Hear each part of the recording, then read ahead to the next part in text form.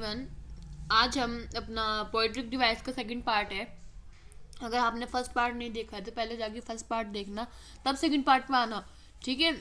और प्लीज़ ध्यान से सुनना है, ये पोएट्रिक डिवाइस बहुत इंपॉर्टेंट है आपके बोर्ड एग्जाम के लिए, ठीक है। मैंने डिस्क्रिप्शन में लिंक डाल दिया है, आप मस्त जाके चेकआउट कर सकते हैं। तो अपनी फर्स्ट पोएट्रिक डिवाइस कहता है स्माइली। स्मिली होती है हमारी simile, like such as just as. जहाँ पर भी आपको ये वर्ड्स मिल जाए वहाँ पे आपको आँख बंद करके स्मिली लिख देनी है। जहाँ पर भी आपको ये वर्ड्स एक मतलब कि इस सेंटेंस में देगी, I wandered lovely as a cloud, as आ गया तो आँख बंद करके smiley. Shadow is like a swiftly passing dream. जहाँ पर भी आपको कंपेयर की वर्ड्स मिले वहाँ पे आपको आँख बंद करके स्मिली ऐड कर देना है, लाइक, ठीक है। अब अपने सेकंड पे आते हैं मेटाफोर। मेटाफोर क्या होता है? In the metaphor two things are compared but the words of comparison are not use. जहाँ पर भी दो चीज़ों में कंपेयर किया जा रहा हो पर जो कंपैरिजन के वर्ड्स है वो ना यूज़ किए जा रहे हो, उन्हें मेटाफोर बोलते हैं। जैसे देखिए, childhood is like a swiftly passing dream. यहाँ पे आपको सोचोगे कि यहाँ पे तो अभी तो इन्होंने बताया था, अभी तो आप सोच रहे होंगे कि यहाँ पे अभी इन्होंने बताया था कि जहाँ पे भी कंपेयर के वर्ड्स आते हैं वहाँ पे सिमिली होता है, तो ये ऐसी सिमिली का एग्जाम्पल है। पर अगर आपको इसी तरह से childhood is a swiftly passing dream, जहाँ पे भी आपको कंपेयर करने को मिल जाए किसी दो चीज़ में, वहाँ पे आपको मेटाफोर लगाना है, पर वहाँ पे कंपैरिजन के वर्ड्स ना यूज़ हो रहे हो, से मेटाफोर है, ठीक है। आप स्मिली में बस ध्यान रखना, स्मिली में जहाँ पे आपको कंपैरिजन के वर्ड्स मिले वो स्मिली, और जहाँ पे आपको ना मिले वहाँ पे आप मेटाफोर, ठीक है। अब थर्ड पे आता है personification. In personification, lifeless object and abstract ideas are thought of human being. इसका मतलब है जहाँ पर भी लाइफलेस मतलब नॉन लिविंग थिंग और लिविंग थिंग के थॉट्स मतलब एक साथ मिल रहे हो, जहाँ पे भी कंपेयर किए जा रहे हो वहाँ पे पर्सोनिफिकेशन है, ठीक है गाइस। सॉरी मेरी थोड़ी वॉइस को अवॉइड करना, मेरे को कोल्ड हो गया है इसीलिए मुझे ऐसे बोलना पड़ रहा है। फर्स्ट एग्जाम्पल हमारा है, I am the daughter of earth and water. देखिए, डॉटर हमारी क्या होती है, लिविंग, और अर्थ एंड वाटर क्या हो जाता है हमारा नॉन लिविंग। इन दोनों को एक साथ कंपेयर किया जा रहा है, एक साथ लाया जा रहा है, इसलिए ये हमारा हो गया पर्सोनिफिकेशन। जहाँ पे भी दो नॉन लिविंग थिंग और लिविंग थिंग में कंपेयर किया जा रहा हो, मैं फिर बोल रही हूँ, वो पर्सोनिफिकेशन होता है। जैसे देखिए, experience is the best teacher. Experience क्या होता है हमारा नॉन लिविंग, और बेस्ट टीचर क्या होता है लिविंग। जहाँ पर भी दोनों को एक साथ लिया जा रहा है उसे ही पर्सोनिफिकेशन बोलते हैं, ठीक है। अब देखिए repetition. Repetition is fairly self explanatory, it's the process of repeating certain word और फ्रेजेस। जहाँ पर भी आपको फ्रेजेस में वर्ड्स रिपीट होते मिले वहाँ पे आपको आँख बंद करके रिपीटेशन लगा देना है, ठीक है। देखिए यहाँ पे ashes to ashes, dust to dust, यहाँ आपको दो वर्ड्स रिपीट होते दिख रहे होंगे एग्जाम्पल में, एशिज और डस्ट डस्ट। सेकेंड में देखता है, the sad truth is dad, the truth is sad. ये देखिए यहाँ भी ट्रूथ यहाँ भी ट्रूथ। जहाँ पर भी आपको वर्ड्स मिले सेंटेंस में वहाँ पे आपको आँख बंद करके रिपीटिशन लगा देना है, ठीक है। अब आते हैं अपनी फिफ्थ पे, alliteration is the repetition of a sound और letter of the beginning of multiple words in a series. जहाँ पर भी वर्ड्स एक साथ लिखे हो सीरीज में और वहाँ पे उनके साउंड या लेटर रिपीट हो रहे हो, मल्टीपल वर्ड्स रिपीट हो रहे हो, वहाँ पे आपका एलिट्रेशन। जैसे आप देखिए, वंडर वुमेन, वो डब्ल्यू वो स्टार्टिंग के वर्ड्स रिपीट हो रहे हैं, वो हमारा एलिट्रेशन होता है। कोका कोला में देखिए को और को तो रिपीट हो रहा है ना, को, ये हमारा एलिट्रेशन हो गया। पीटर पार्कर में देखिए, पीटर पार्कर में हमारा क्या रिपीट हो रहा है, अर, लास्ट का वर्ड अर, पीटर में अर और पार्कर में भी अर। तो जहाँ पर भी आपको किसी भी सीरीज में वर्ड्स मल्टीपल टाइम्स रिपीट हो रहे हो वहाँ पे आपको आँख बंद करके हमारा एलिट्रेशन लगा देना है, ठीक है। अब अपना सिक्स पे आते हैं, एल्यूजन।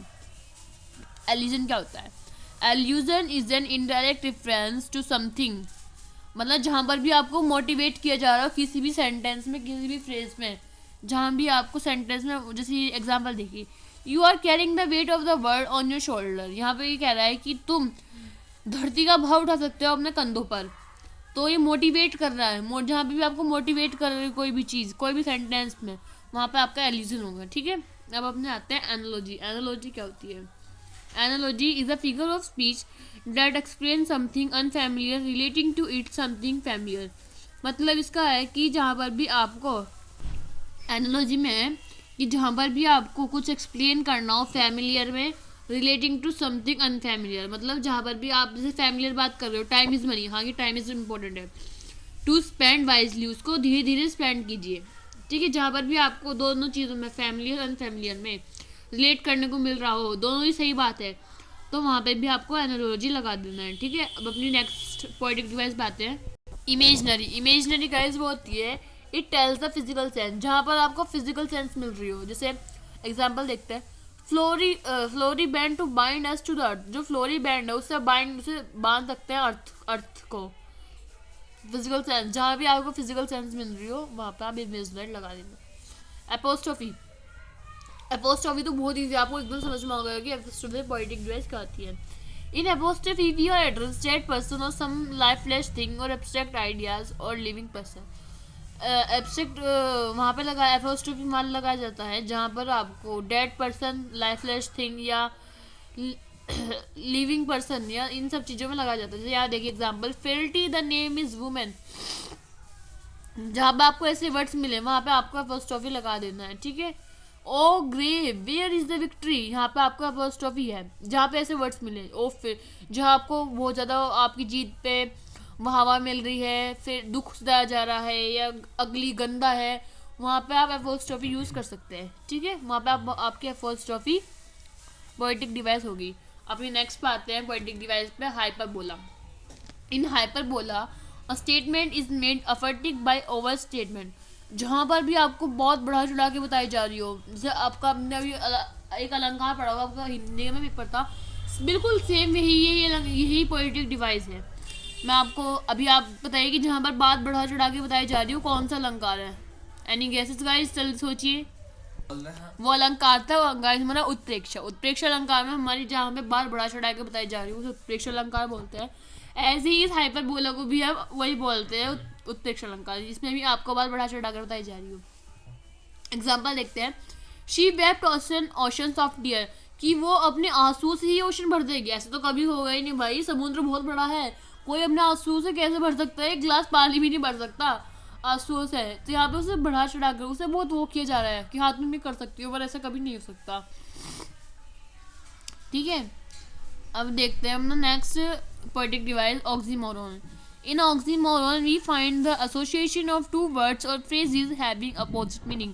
जहाँ पर भी आपको phrases में दो words मिल रहे हो और उनके दोनों के words opposite हो, same words ना हो, दोनों के words opposite हो। जैसे देखिए, the snake is, सांप दस्ता है। ठीक है, living dead, सेकंड एग्जाम्पल देखते हैं। लिविंग डेड मतलब लिविंग क्या हो गया हमारा, दोनों अपोजिट मीनिंग। मतलब लिविंग जो हम सांस लेता है और डेड वो होता है जो सांस नहीं लेता।